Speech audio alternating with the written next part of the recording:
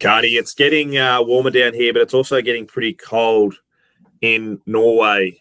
But those Scandinavians really do enjoy their smooth nuts. So I'm hoping Danny has taken over his nuts, his bear nuts, his nut care, his wood, his comfy nuts, just to make sure that when he is over in the Scandinavian countries, that he is cherry ripe, nice and smooth.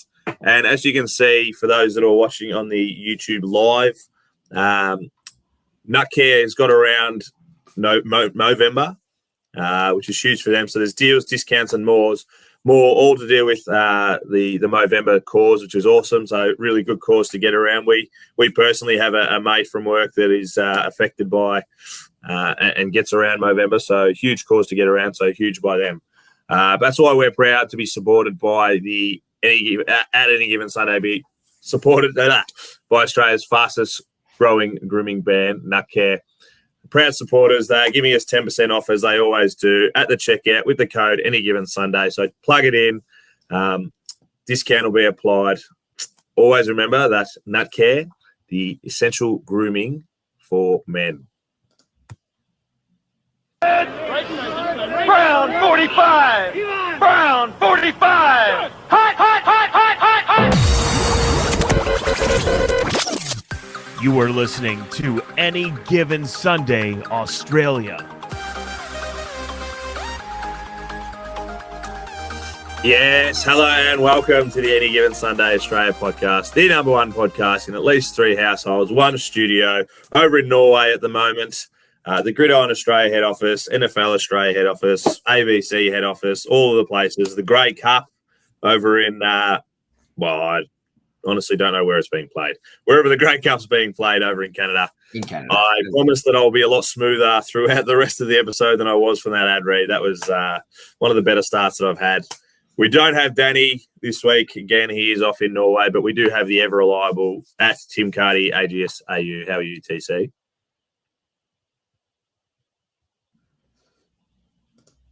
You there?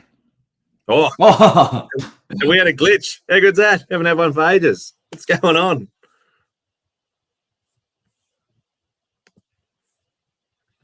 I'm good, mate. I'm glad that I can't hear a word you're saying. So, you there? You're there. I'm back. Hey, welcome back. All right. The basement is having a few technical difficulties. I don't know if that's my end or your end. It's always my end, so we'll blame you for once. How are you, mate? I'm good, mate. I'm good. I'm going well. I'm sure that was elite content for about 30 seconds.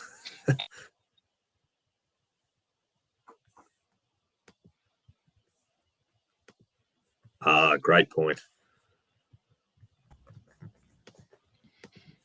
You're still live too, don't forget. We are still live. We are still live. Behind the scenes there, but we do have our Week 10 review episode coming up. We do. And you've just made a great point, which I've hopefully just fixed, because we are coming off night shifts. Definitely not on my end, is what we're saying. Yeah. Yeah, I apologise to those on the live. I'll be able to fix that up when it goes onto the Spotify. So those people won't even know what's happened. They've just come in and it's perfect. How are you, mate? I'll start again. How are you going down there? I'm great, mate. Going good. Come off night shift, so feeling nice and chipper, as you can imagine, mate. Get in early, get the episode done, and then the day is ours. I can imagine, because I went through the exact same things. Exactly right. We're all good. Quick early stuff to get through. I'm really blanking at the moment, but our DAZN Game Pass link, make sure you hit up our link tree. It's got our DAZN Game Pass and our merch store, 2 real big links to hit. I'm wearing it's a little bit chilly in my house today. The energy bill was a bit high. Is that the blue quarter zip I see? Nah, it's still the green. It's just the lights, but it looks blue, like without a shadow of a doubt. That is blue. Yeah. It's one of those internets. It'll go out as a meme. Is this blue? Is it green? It means you've got. It means your left side of the brain's stronger than your right. All that kind of stuff. But no, it is the green one. It is perfect for this kind of weather. And but yeah, make sure you hit up our link tree. Find all the codes. DAZN Game Pass is less than half price now. It's ridiculously cheap for what you get. And coming into playoffs, which we've got 8 weeks to go. I reckon. Now's the time. I'm just throwing it out there. I reckon I'll get the Super Bowl halftime ads, which we don't normally get over here in Australia. So I reckon that's a big part of getting the DAZN heading into that. But we'll stop talking dribble as I have been for the last 5 minutes. We'll get straight into some pretty big news and injuries. Of course, our news and injuries is going to be one kind of big segment. But as always, it's brought to us by our good friends at C2C Rare Threads. 3131 Surface Paradise. There you go. I didn't even know their address is on there for those that are watching on the YouTube. Hit them up any given Sunday as the code for 10% off. They always bring some real smooth gear. So some huge injury news that has only just come out, Carts. Deshaun Watson, what's going on there, mate? He's done for the season. I think it surprised a lot of people. Came out, I think, early in the morning, Wednesday. So I don't know, I suppose overnight for us or whatever. But came out. He's got to have season-ending shoulder surgery. So he played. Well, apparently the injury happened in the second quarter of the game on the weekend against the Ravens. He obviously came out and played some pretty good football in the second half, which we're going to touch on in our review in a little bit, and look good. But yeah, apparently he was battling through high ankle sprain and the shoulder injury, and they've gone and got it scanned and tested by all the doctors, and they said, no, you got to have surgery to fix that or you risk doing more damage. So as we know, he's got the massive $230 million guaranteed contract for, I think, until 2027. Roughly. So like he's laughing, he's getting paid. It doesn't matter so much for him, but I suppose from the Browns' point of view, they don't want to risk further or worse injuries, so they've made the decision to put him under the knife when they're sitting 6-3 at the moment, looking pretty good in what is a pretty stacked AFC North Division 2. So like big implications for their playoff run going forward. There's been a bit of talk about who's going to step up and be the replacement starting quarterback. I think it's going to look like I just remember DTR. I can't remember his full name, but I think it's looking like with having a full week of preparation, they're more confident in having him as the starter in place of Deshaun. Dorian Thompson-Robinson. That's the boy. So DTR is a lot easier. Yeah, DTR is. That's why it stuck with me. But so, and like, people are talking about, do they go out and get a veteran quarterback or someone that's probably available? But we've said this about every team that's had someone going down. Like there is not, unless you're going to go for the Cam Newtons and those guys that have been out for 2 or 3 years. The veteran QBs are just not there. Quoted now that Levis looks like he's got the starting job at Tennessee, maybe. But you've got the issue of someone's got to come in, try and learn the offense and all that sort of stuff in short notice. And then if there's contract and money tied to it, if you're paying out contracts and things like that. So the Browns GM came out and said, I think they're moving forward with the 2 guys that they've got on their roster at the moment, DTR and whoever the other, the third string quarterback would be. And they might look at getting another one signed to the practice squad, I think is probably the way they'll go moving forward. Because they're just not out there at the moment unless you're going to go real deep and real wide. So they got PJ Walker as well. I reckon he's definitely played. I don't know about starting, but he's definitely played a few snaps this year. I think he started when Deshaun was out earlier in the year, injured, because of that thing, because it was late notice and DTR didn't have the time to prepare, even though he's been the backup, probably more of the backup. Like he'll get also coming in as a rookie just to throw him in there under. Yeah, he'll get first team reps at practice this week, and we had sort of settle in a bit better. So I think that's the way they're going to go moving forward. Yeah, absolutely. Made a great comment though. Absolutely stacked AFC North. This they have been living off their defense, even though us and others haven't recognized. But I think this is going to affect them a little bit more than what we reckon. Well, I was leaning the other way. Yeah, Deshaun was starting to look like he did a few years ago when he was at Houston and balling out and they signed him. But I think the defense can carry him a bit and they might be able to it's essentially like put the Band-Aid over it, and DTR might be able to just do enough, and the defense they rely on the defense, and the defense keeps them looking strong. I think they might be able to get away with it a bit better. So I think the other way to what you're saying, I don't think it'll be as big an issue. Okay, fair enough. Well, Well, out there, no dramas, but I think just how good their defense is, that'll help gloss over. They are the number one defense for a reason. Yes, they are. Last question from me before we do move on. He's been quite injured since you've signed this $235 million deal. Is it starting to look a bit shaky on the Brown side? Like maybe we have stuffed up.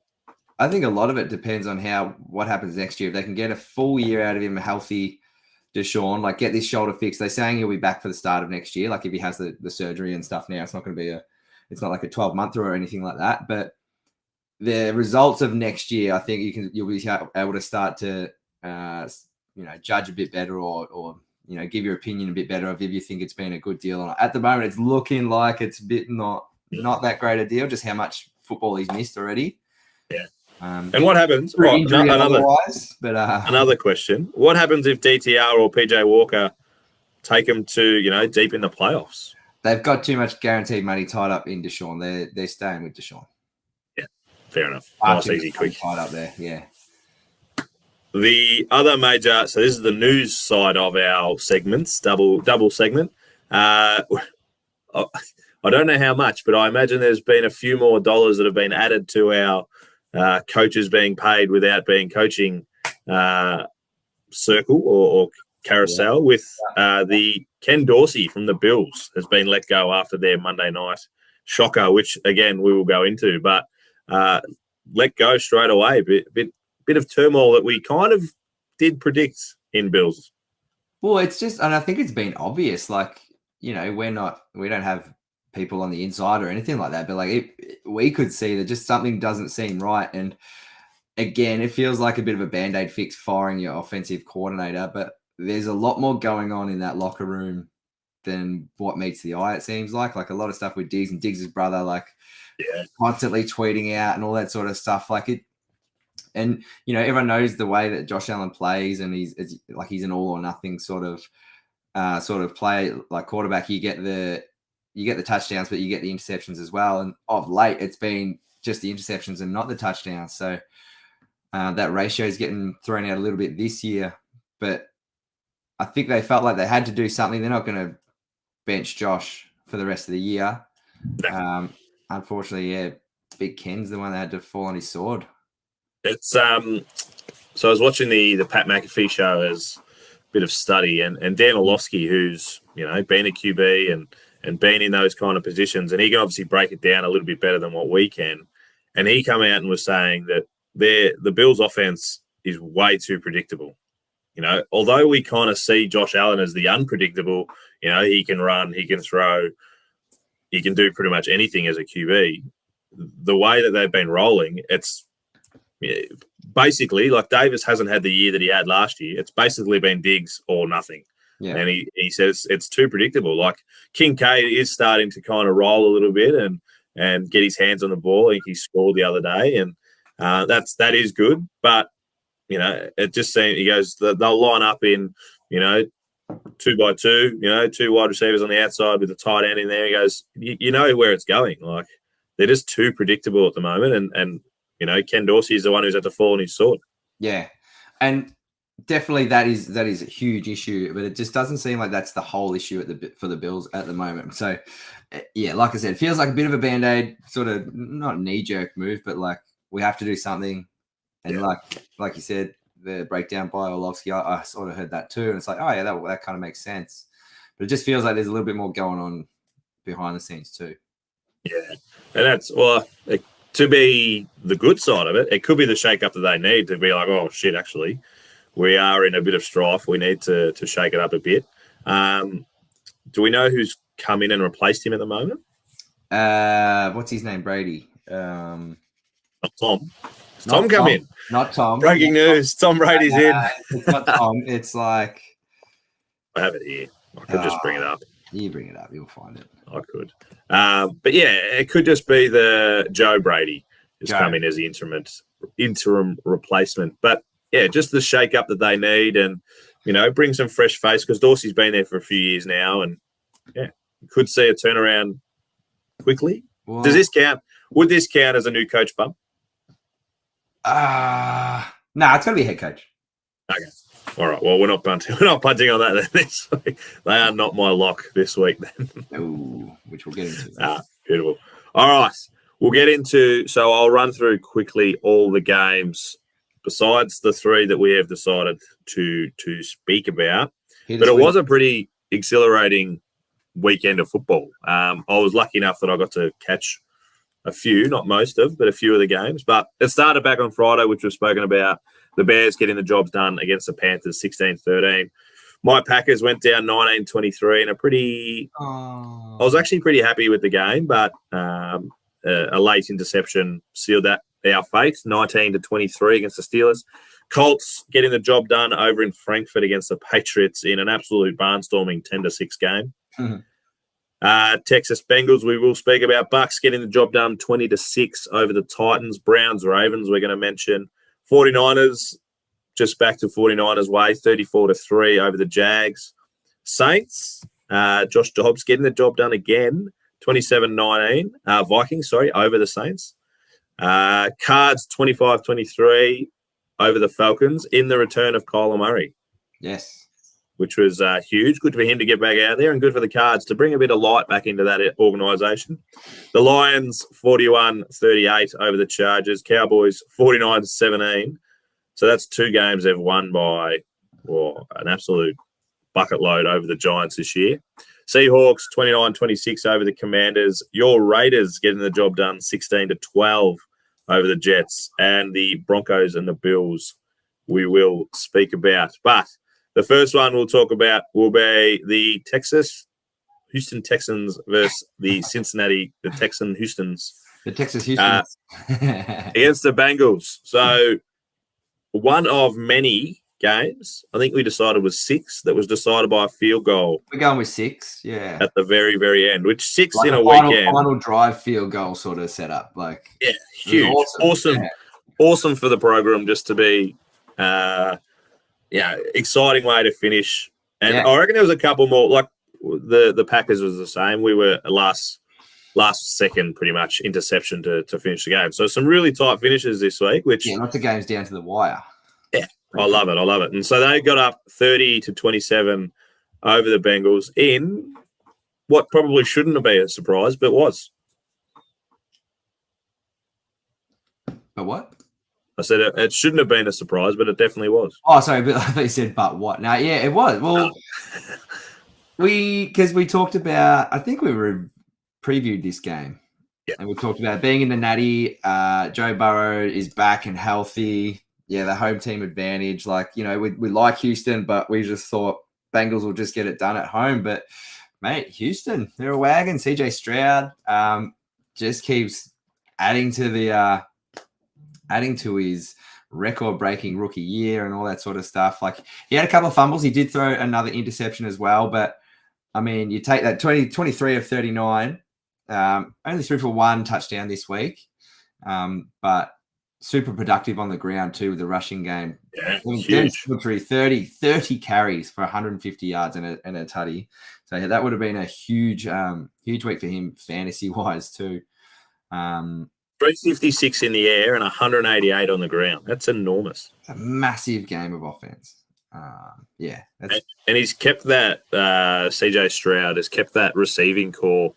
172 yards for Noah Brown, 71 for Dalton Schultz, 56 for Tank Dell. Just really spreading around. John Michie coming back after his cancer the last few years. Awesome for him to get back on the field. 2 receptions for 25 yards. Just incredible. And the Bengals, they did have a bad game. They lost, obviously, but Burrow still 27 of 40 for 347.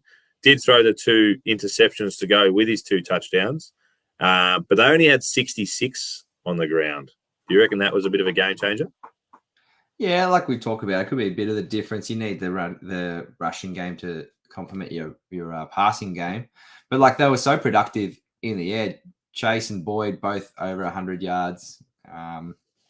Irwin 50. Like it was a good game. And then it's more just the poise and the for a young rookie quarterback to take him down the field, like that final drive, and then get him into field goal range. Like it's pretty impressive. Some of the stuff he's doing, and like we talked about last week, yeah, sure, he's offensive rookie of the year conversation, but definitely putting his name up into that MVP conversation. Yeah. This is crazy.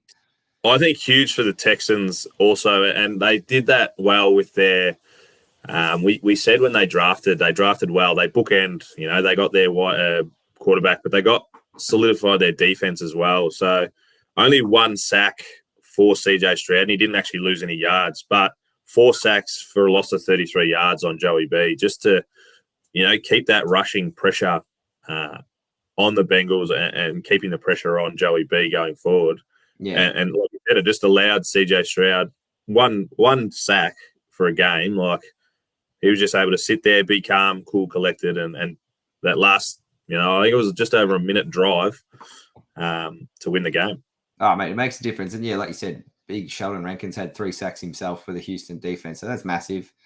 Yeah, just get into Joey, pressuring, making him not feel comfortable in the pocket. So, yeah, mate, Houston sitting 5-4, 1 game behind the Jags in the AFC South. So, again, like we keep saying, no one would have thought they'd be here at the start of the year. And the Jags looking shaky. So, well, they didn't look great on the weekend. No. So, could be theirs for the taking, which is like, it still blows my mind 10 weeks in, like, stress. So, awesome. Well, the next game, we haven't talked about as well. Sorry, just quickly before we move on. D'Amico Ryan's the new coach of the Texans as well. Like he's going to be. Mate, put money on him for coach of the year. He's going to be in conversation for coach of the year. So signed, sealed, delivered coach of the year. It's all been about CJ, and fair enough, but huge props got to go to D'Amico as well. Yeah, I wonder what the doubles pay him. MVP to coach of the year. That would be juicy little odds. Oof, pretty good. Cleveland Browns at Baltimore, getting the job done 33-31. Now, this was huge. I did watch this game. 9 minutes to go, 17-31. Baltimore absolutely cruising. Yeah. Like you said, Deshaun Watson stayed out there, finding out later on under injury cloud. He still threw 20 or 34 for 213, 1 touchdown, 1 interception. Half, he was 14 for 14. Enormous. Yeah, and it's kind of like it was a bit of a game of 2 halves as well, and obviously they did the bulk of their scoring in the fourth quarter. The Browns, because I was going to say it was 3 quarters, 1 quarter, really. Yeah, I was a little bit more in and out of this game. Like the Ravens piled it on in the first quarter, putting 17 points on in the first quarter, and you're sort of thinking, here we go. This is what we talked about, like the Ravens taking a chance to stamp some authority, send a message against the number 1 rated defense, and I was like, all right, here we go. They're doing kind of what we thought they might, and then the Browns, they just hung in and managed to claw it back. And in that last quarter, like you said, 7 minutes to go. Yeah. 17-30. 9 minutes to go. It was 17 to. Yeah. So huge for the Browns there. But a couple of takeaways, huge takeaways. But like you said, the Ravens put on 17 in the first, the Browns 16 in the last. But the Browns were just able to keep the scoreboard ticking over as well. They scored in every quarter. Where the Ravens didn't score in the second quarter. They did score a touchdown in each of the third and the fourth, but it just stayed in the hunt, and they believed in themselves. Very first play, within a minute, the Ravens scored a defensive touchdown. Kyle Hamilton with that interception off Watson, and you're like, oh, yuck, like that was a bad throw, easy interception, easy pick 6, just sort of waltzed in. You're like, ooh, it's going to be a tough day for the Browns here, but credit to them, they stuck around, they hung in. And another day, like Lamar, 13 of 23 for 223, and they only had 106 on the ground. So they were doing enough to keep in front, but another game where you just like, I reckon the defense was all over them. So three sacks for 23-yard loss. Like, again, going to what you said, the Browns defense just keeping them in the game.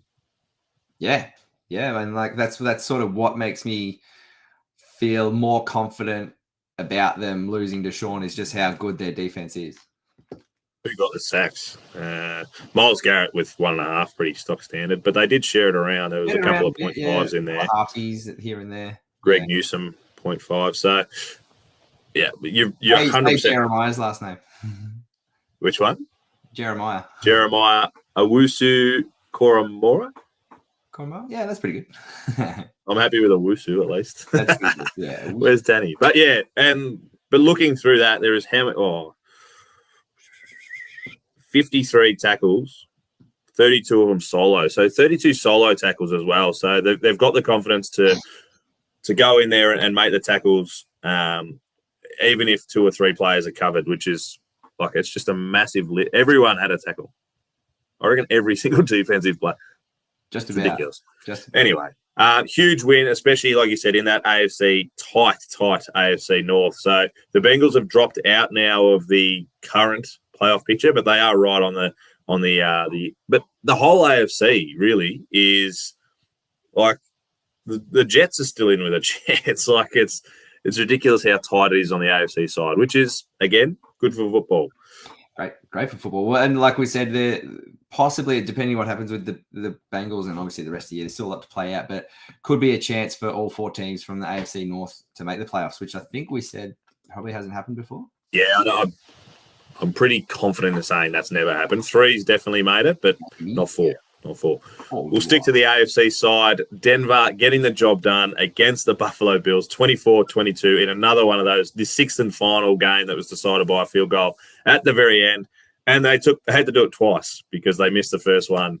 And 12 on the field. The Bills had essentially won. They'd won the game. And then and I hadn't heard it referred to this before, but the NASCAR style of so they did it to end the first half, quickly rushed on, like because the clock was still ticking, they didn't have any timeouts left, so it was just a real heads up, ready, let's go, field goal, bang, kick it.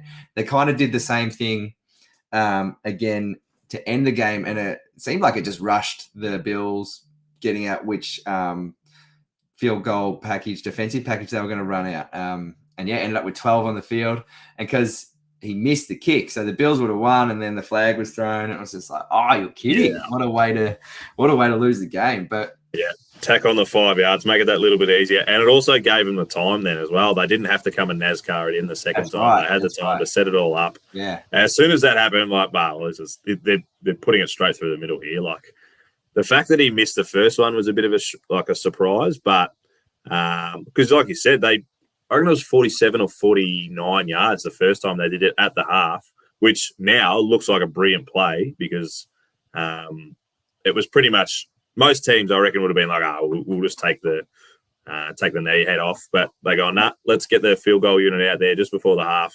Nice, we'll have a crack. Slotted it from 49 and they've won by 2. So absolutely brilliant play. And I heard someone say because he missed an extra point off a touchdown a little bit earlier, and because of what the wind was doing at Buffalo, he had a read on it that like it was left to right or whatever, and he missed that extra point, and then he stayed with his read for that for the field goal. So is that what cost him? Yeah, right. Oh, I don't know. That's what I heard.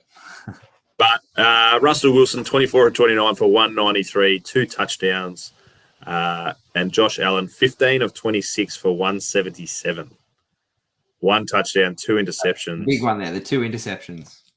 Yeah. And there was a couple of fumbles too. Like James Cook early on, I think it was his first touch, had a fumble. 2 fumbles. And they pretty much benched him for a quarter and a half. They said, nah, you're done. You're not coming back on. Latavius Murray. When he came back, he looked good. He looked amazing. Playing like a man possessed. But, the fumbles, they're killing him. They can't protect the ball.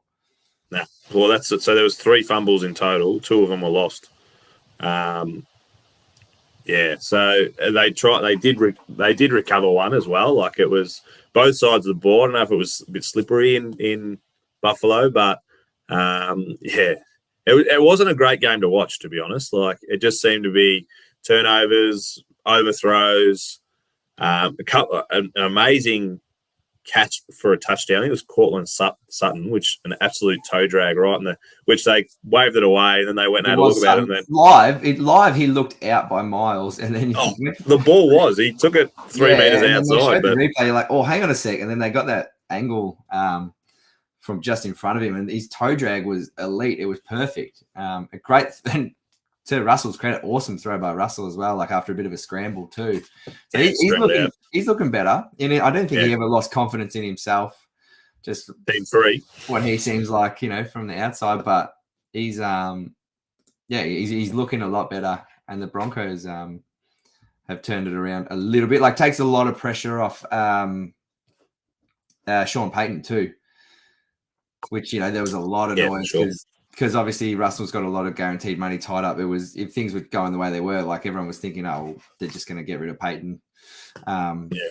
Made more sense. But they're sitting 4 and 5 now, still at the bottom of the AFC West, but 4 and 5, so within striking distance there. And then Buffalo. Well, the Buffalo's 5 and 5, and at the moment you'd think that Denver's probably looking better than Buffalo. Buffalo's dropped out of the AFC playoff picture. They're sitting 10th and kind of floundering. So in the AFC, it's they got to turn things around there. That does lead me right into. It's time for questions without notice. Now, I'm about to send you through something for your own visuals, personally. But the question is for you. So I've sent you the schedule remaining for the Buffalo Bills. Yes. Can they, with the schedule remaining? Can you? I cannot. Okay. No, I wasn't. I'm not clever. I can show it. We want to talk. I've only got one question about that notice because I thought, we can actually talk about this and talk through the schedule a little bit. Can you see them making the playoffs with the schedule that they have remaining? Mate, you sent this through and it was like, holy shit. They got a tough run home. So I'll go through it. So this week they've got they're at home versus the Jets. Then they're away at Philly before they've got a bye in week 13. Yeah. Then they're away at Kansas, at home versus Dallas, away against the Chargers, at home New England, away against Miami to finish. That's when I saw this, I don't know about you. I'll get yours in a minute, but I said they'll beat the Jets, lost to Philly, Kansas, Dallas, Chargers, win Miami, win New England, lose Miami. So I reckon they've only got 2 wins left.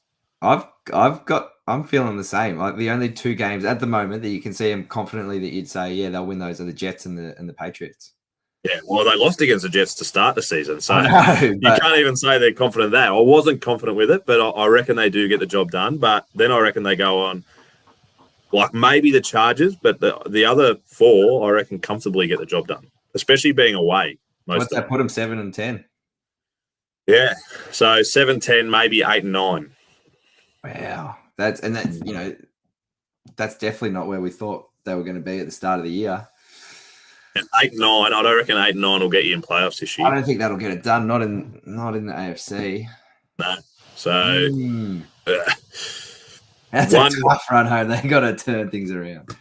Yeah, it's going to help them next year when they finish 3rd or 4th in their division, and they'll play the 3rd or 4th of the other divisions. But so we've already had one domino fall with Ken Dorsey, but do you see more falling? Is McDermott in trouble? Is Josh Allen in trouble? I don't know. I don't think Josh Allen's in trouble. Like maybe, like you said, if he gets a new offensive coordinator and they get a different looking offense, not so predictable, something a bit more. I heard a little bit too about like being able to rein him in. So like plays that are just easy throws to make, just to rein him in because like taking checkdowns. Yeah, just easy checkdowns, just make the completion, move the chains kind of thing. So maybe they incorporate a bit more of that. I don't know. Who knows? But I don't see him being too vulnerable. Probably more on the coaching side of things. Yeah, McDermott might be in a bit of strife, but it's just like I know every team can have an off season or a bad game here or there, but it just seems to be compounding week on week. And they're just not well, and that's what I guess the change in the offense coordinator is meant to do. It's meant to, shuffle things up. But yeah, I guess we'll wait and see. Just with the Bills too, like there'll be so much pressure because they've been a team that's thereabouts and expected to do well, but then they haven't delivered. Yeah, so that's it. A lot of pressure on themselves. Big thing. Such a large, passionate fan base. that we know about, like the Mafia. So there will be a lot of noise end of the year, especially if they don't make playoffs. Add it to the ticker. It's another one to follow, I reckon. Yeah, for sure. All right, to finish off today's episode, I think we've finished off stronger than what I started, at least. Tomorrow's game, the Cincinnati Bengals versus the Baltimore Ravens, 12:15 on ESPN or Very KO friendly or time, the prime time games. Oh, it's so good. How good was the 6 a.m.? It was bloody delightful. Yeah. 3.5. Baltimore is favourite, but they're also $1.50 favourite head-to-head. Good. I wasn't sure if you'd have that ready or not. I was just scrambling. Yeah. All over it. Unders, overs, 46. What are your early thoughts, mate? Unders, overs, 46. I'll take the overall overs there. Both teams coming off a loss, and then as we sort of said before, huge divisional game for these guys. Massive implications for the Bengals if they can't get a dub. The Ravens are sitting pretty up on the top there. Huge game for the Bengals. Oof. Ravens can kind of put that little bit of separation, but like really just consolidate themselves at the top. Yeah, but the Bengals, I reckon, bigger. Weird to say, but I think bigger game for the Bengals. Give themselves a bit. Like, it's only one loss, but I reckon it dented their confidence a little bit, and just maybe we need to pull out, because they went on 4-game winning streak. Just to, maybe it's a loss they needed just to really refocus them again going forward, and to come out and to turn it around in 1 week and come out and beat the Ravens, who, like you said, they also come off a pretty bad loss themselves. But yeah, I think bigger game for the Bengals to try and come out and just a bit of a proven game that, the 3 games or 4 games that we did win against some pretty big teams, wasn't a fluke. Nah, totally agree. I think it's a tough week that's a tough game to tip. I'd probably lean towards the Ravens. I think covering or not covering it. It's going to be a close game. They're always a close game. That 3 line is again perfect. That's such a tricky one. No, I think it'll be close. I do like although Ravens defense incredible, I do think a shootout. Let's go into overtime. Ooh, good game to watch. That doesn't help me with school pickup, because that runs straight into school pickup. Yeah, no, what is it? Timestamp 37 minutes. Yeah. That'll go to overtime. Yeah, nice. I like it. All right, mate. Enjoy that game tomorrow. We'll be back probably on the weekend to discuss the rest of the slate. Maybe Sunday-ish, I think. Yeah. I hope this week's slate of games is as good as last week's. Let's go for 7 games won by a field goal. Okay, I'll take that. As long as the Raiders. Oh, quickly, lock of the week. Everyone won. You big. Exactly. You're forgetting the number 1 segment. Everyone won. So two of the boys were cowards and just took an easy option. 2 of us had a bit of a bit more of a crack. So we'll try and encourage everyone to have a bit more of a crack this week. It maybe not the most obvious one. I will definitely not go the most obvious one. Yeah, good. All right, mate. You enjoy your day before night shift again tomorrow, and we'll talk about the game. All right, you too, mate. On Sunday. All right, mate. Beautiful. All right, see you, fam.